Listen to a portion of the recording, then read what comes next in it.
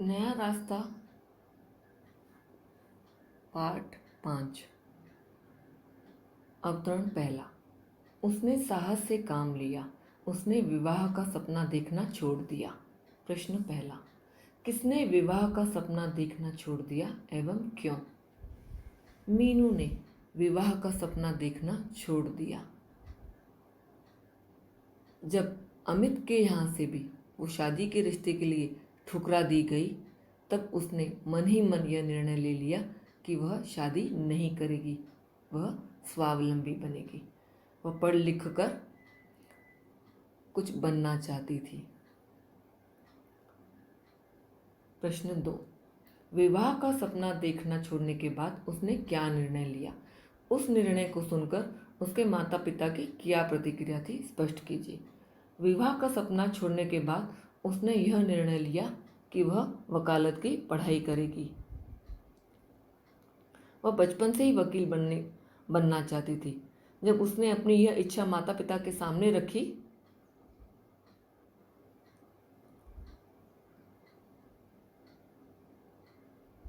तब पिताजी को थोड़ा सा संकोच महसूस हुआ कि उसे हॉस्टल कैसे भेजा जाए, पर उसके मन में उभरी लगन को देखकर उन्होंने उसे वकालत पढ़ने की आज्ञा दे दी। तीसरा प्रश्न। सपना पूरा करने के लिए उसने क्या किया तथा उस समय उसके मन में किस प्रकार के विचार उठ रहे थे? सपना पूरा करने के लिए उसने मेरठ में वकालत की पढ़ाई के लिए दाखिला लिया।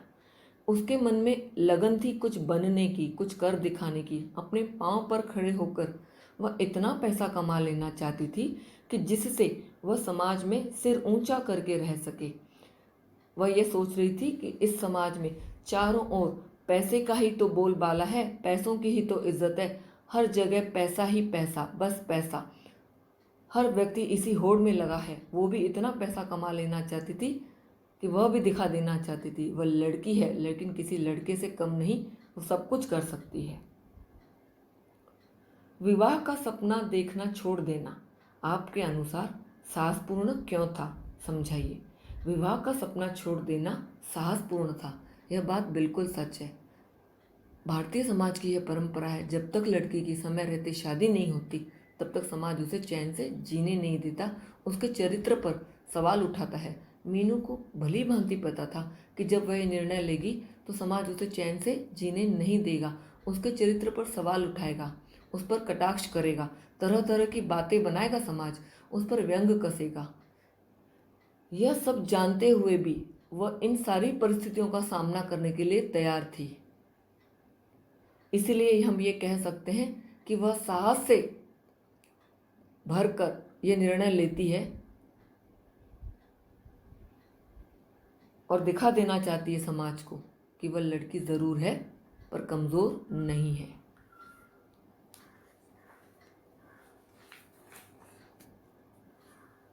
बेटे के समान बेटी भी अपने परिवार का नाम रोशन कर सकती है, इस बात की व्याख्या कीजिए। यह बात बिल्कुल सच है। बेटे के समान भी बेटी भी अपने परिवार का नाम रोशन कर सकती है। अगर लड़की को भी मौका दिया जाए, उसे भी वो सारे अधिकार दिए जाए जैसे एक लड़के को प्राप्त होते हैं, तो वो भी पढ़ लिख कर अपने पाँव पर खड़ी होकर स्वावलंबी बनकर समाज में यह दिखा देना चाहती है कि वह लड़की ज़रूर है, लेकिन वो सब कुछ कर सकती है।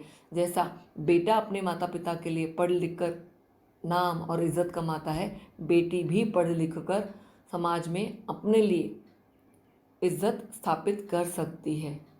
वह भी बेटे के समान ही पैसा कमा सकती है। बस ज़रूरत है उसे मौका देने की, उसे प्रोत्साहन देने की, उसे प्रेरणा देने की, उसमें आत्मविश्वास जगाने की। अवतरण 2। बेटी, एक दैदीप्यमान नक्षत्र बनकर तुम जग को प्रकाशमान कर दो। प्रस्तुत पंक्ति में कौन किसको आशीर्वाद दे रहा है एवं क्यों? प्रस्तुत पंक्ति में मीनू की माँ मीनू को आशीर्वाद दे रही हैं, क्योंकि मीनू हॉस्टल जाने वाली है उसने मेरठ में वकालत की पढ़ाई के लिए दाखिला ले लिया है। माँ चाहती है कि उनकी बेटी खूब पढ़े लिखे और अपना नाम कमाए। दैदीप्यमान नक्षत्र बनकर तुम जग को प्रकाशमान कर दो। पंक्ति की व्याख्या पाठ के आधार पर स्पष्ट कीजिए। जिस तरह से तारे नक्षत्र में आसमान में चमककर अपनी रोशनी से पूरे समाज को प्रकाशित करते हैं, जग में उजियारा फैलाते हैं, माँ भी चाहती है, माँ भी ये आशीर्वाद देती है कि मीनू इतना पढ़े लिखे, इतना ज्ञान हासिल करे कि अपनी ज्ञान की रोशनी पूरे समाज में फैला दे, इतनी ख्याति, इतनी प्रसिद्धि पाए कि वे अपने आप को समाज में स्थापित करके दिखाए, अपने लिए यश हासिल करे। और माँ ये भी चाहती है कि मीनू को सारी खुशियाँ, जीवन में उसे सारी खुशियाँ मिले, अपने उद्देश्य में वो सफल हो, यही आशीर्वाद माँ देना चाहती है। उपरोक्त पंक्तियों के आधार पर वक्ता की चारित्रिक विशेषताओं पर प्रकाश डालिए। वक्ता यानी कि माँ है। मीनू की माँ बहुत ही कोमल हृदय की है। वे बहुत ही समझदार और साधारण गृहिणी है। वे हर तरह से अपनी बेटी के फैसले में उसका साथ देती है। हर बार वो अपनी बेटी को प्रोत्साहन देती है कि वो समाज में आगे बढ़े। वह अपनी बेटी का मार्गदर्शन करती है। वह अपने बच्चों की खुशी को ही अपनी खुशी समझती है। वह अपनी बेटी की भावनाओं की कद्र करती है। उसकी दुख और पीड़ा भली भांति वो जानती है। वह संवेदनशील है, वह भावुक है। प्रश्न चौथा, सफलता प्राप्ति के लिए पारिवारिक सहयोग आवश्यक है। प्रस्तुत कथन पर अपने विचार व्यक्त कीजिए। यह बात बिल्कुल सच है। अगर बच्चों के कंधे पर माता पिता के सहारे भरे हाथ होते हैं तो बच्चे हर विषम परिस्थिति से, हर मुश्किलों से सामना कर सकते हैं। जीवन में कितनी भी कठिनाइयाँ क्यों ना आए, अगर माता पिता का सहयोग है, माता पिता का साथ है, तो समाज की हर बुराई से, हर कुरीति से वे लड़ सकते हैं। बस ज़रूरत है उनके सिर पर आशीर्वाद भरा हाथ रखने की, उन्हें प्रोत्साहन देने की, उन्हें प्रेरित करने की। अगर माता पिता अपने बच्चों के निर्णय में उनका साथ देते हैं, उनके सही फैसलों में उनका मार्गदर्शन करते हैं, तो बच्चे भी जीवन में सफलता हासिल करते हैं। जिस तरह से मीनू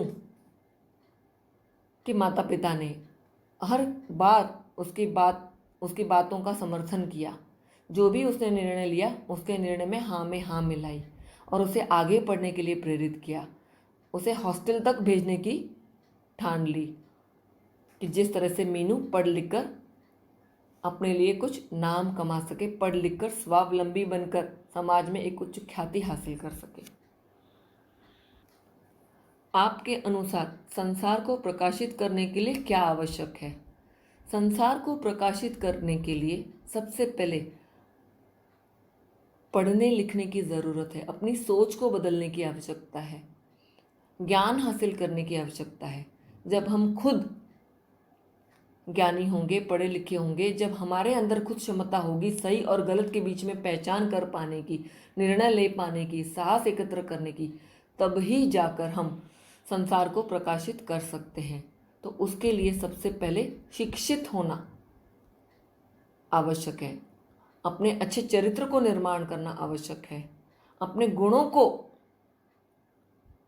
निखारने की आवश्यकता है। अगर हम गुणी हैं, हम अच्छे हैं, हम अच्छे चाल चलन के हैं, हमारा व्यवहार अच्छा है, तभी हम अपनी अच्छाई से संसार को अच्छी राह दिखा सकते हैं।